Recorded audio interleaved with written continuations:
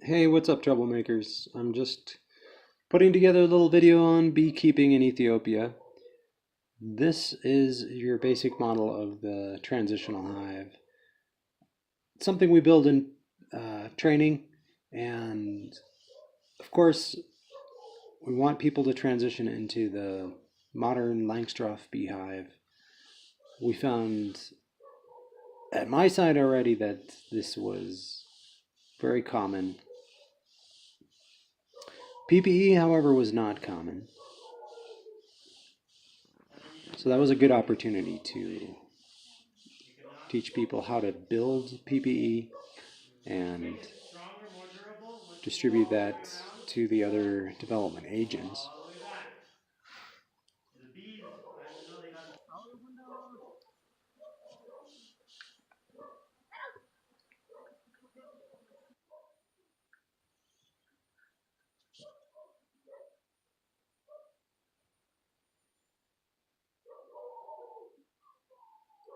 Bushido.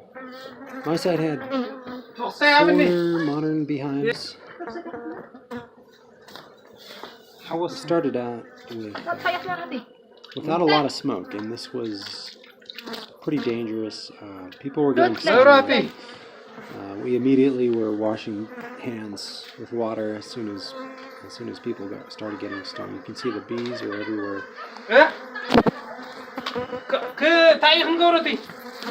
It's too much light. The DAs had to shut down the lights here. My apologies because we're gonna have a lot of dark screen on this. Of course, we checked each other's PPE that we did have.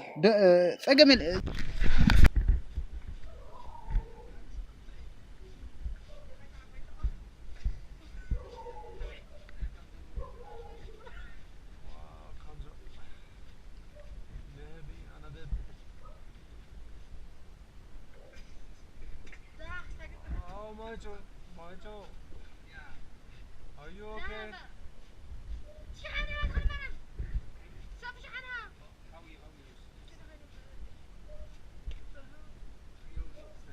Putting quite a bit of smoke here on the beehive, and you can see without the light and a decent amount of smoke, things are much more manageable. No one else got stung here until I did at the end of the night.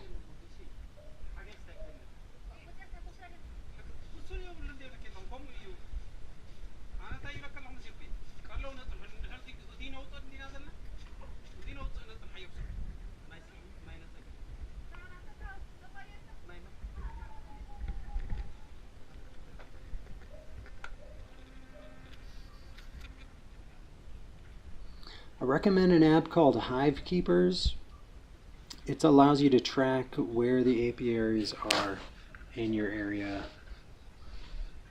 on a mapping system.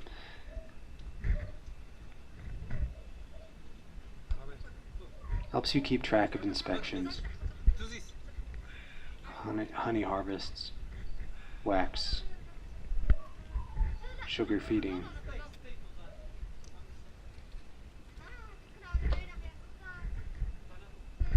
Create reports.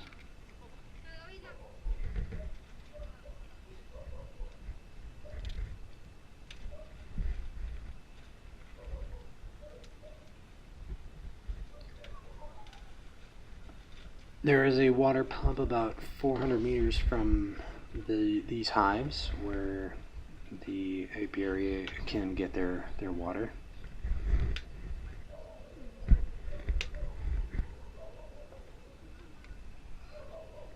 This here apiary is on a hillside. It's not near the top, but it's got plenty of shade and cover from the wind.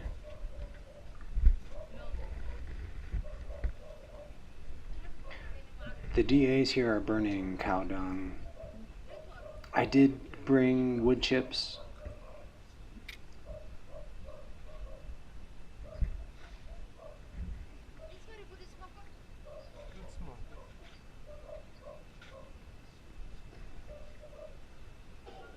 Being able to create a great amount of smoke in a very short period is your first line defense, and that is why these DAs are using cow dung. I mean, adding wood chips and things like that is great. They actually have a smoker, which they did not use.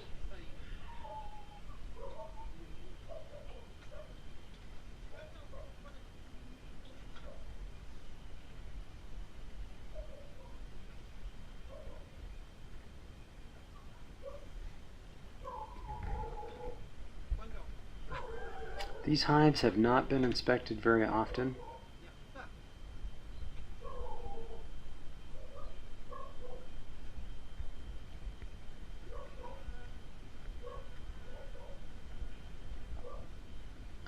It's a high turnover rate of DAs at our site.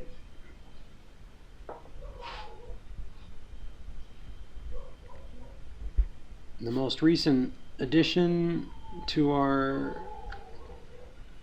staff, Maicha, he has a great deal of experience working with bees.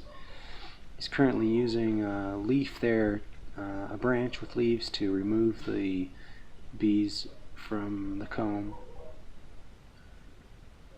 You saw him using a tool to pry open the hive, the combs, because they had not been inspected in a long time, and that means that those combs are going to be sealed with wax.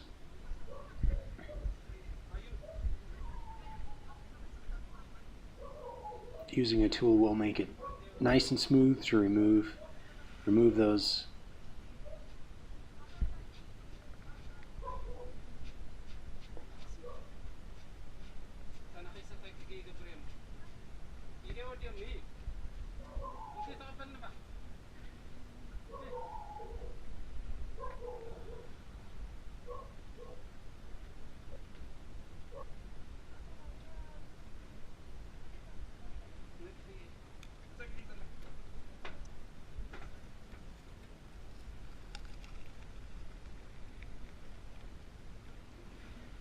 very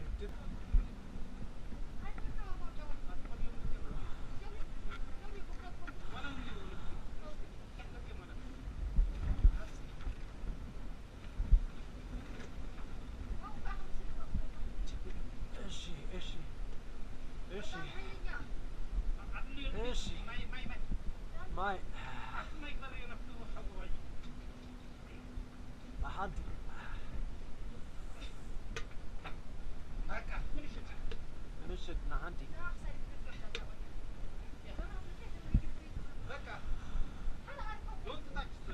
okay, okay.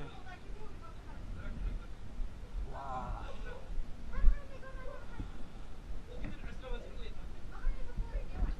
The bees are looking very pacific here.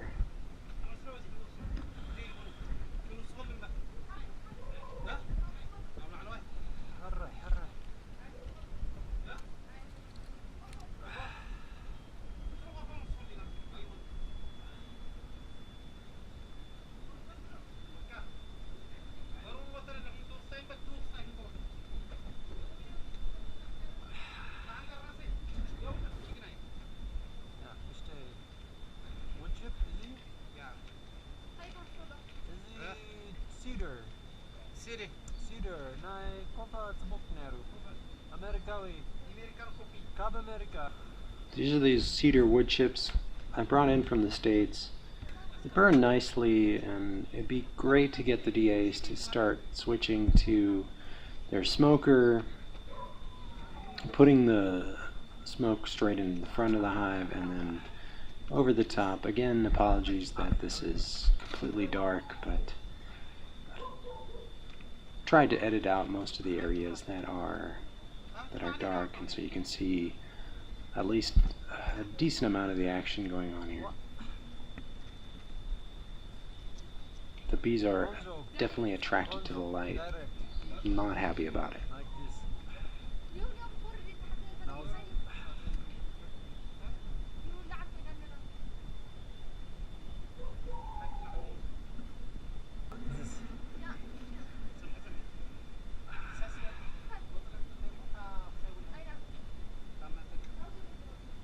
after a decent amount of smoke, it's time for me to remove the combs. The way I'm shaking these combs is a bit too hard, and I'm also using my glove to remove the bees. This is absolutely not recommended. Using the branch with the leaves would have been a far better choice. You can see the bees are stinging my gloves. Of course, I'm safe in my PPE. Can you speak English? I can try. Okay. Next one, Kulu. The other thing we're doing is we're trying to keep the bees collectively in a ball.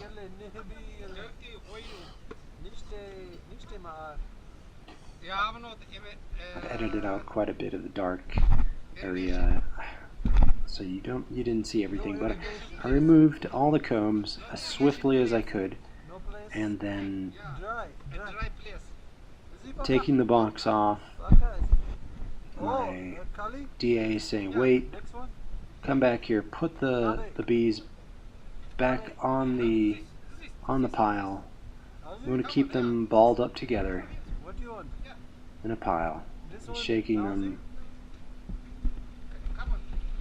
onto the queen separator.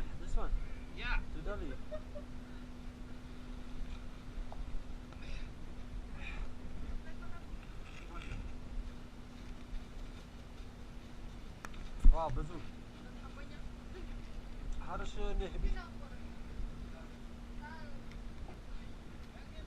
Ana mafira already. Very good. This is very scary. Oh, smoke. How are you? How are you?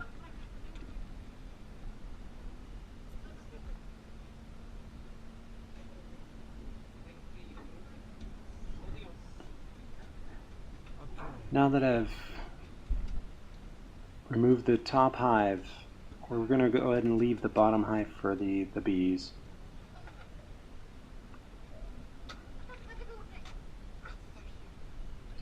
Here we are back at training, pressing the honey out of the comb that we did take out.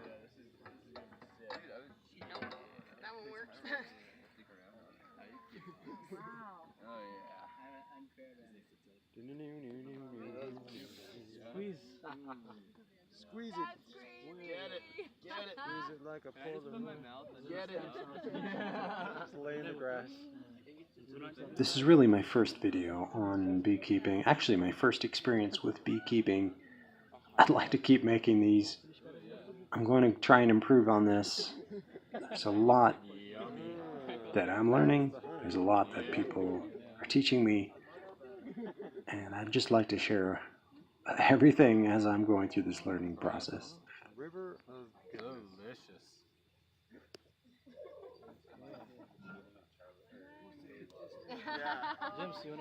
There's quite a bit of learning curve with beekeeping. And so, working with the pros, working with the guys who've been out there for years with the hives. He's like, hey, Those are the people you want to interview and spend as much time as possible with. Watch exactly how they do things they do. No, I guess it won't just fit. Oh, maybe it's a These are leftovers from a tej bit. Mess honey wine house. This is a wax. You can siphon the wax out of this material. Okay.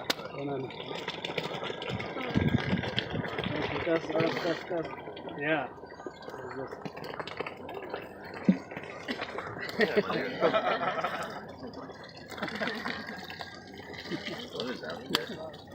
all right, Asafa. You got that. A bit of a hole on this. Wow, it's coming through. A lot of stuff came through. I think there's a hole. There is a hole, yeah. There's a hole. Who sewed that? Just On the, squeeze, yeah. scraped off with like. What are you guys gonna do with yours? Squeeze it. I'm gonna. Yeah. That was funny. Yeah, there's a big hole, so we gotta filter it again. Yeah. Ah, okay.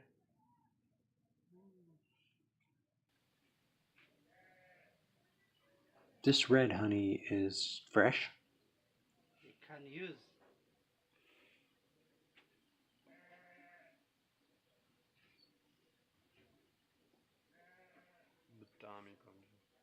Yeah, I also bought 1 cup of this one time, but I never tried it.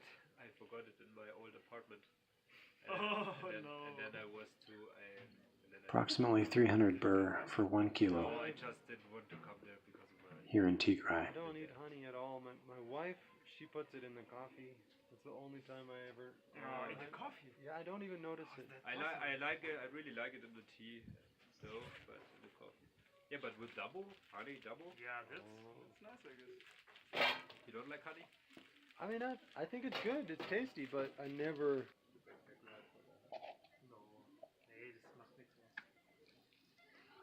This is the aged honey. Just tape it up again. Some elastic. Maybe a rubber band or something.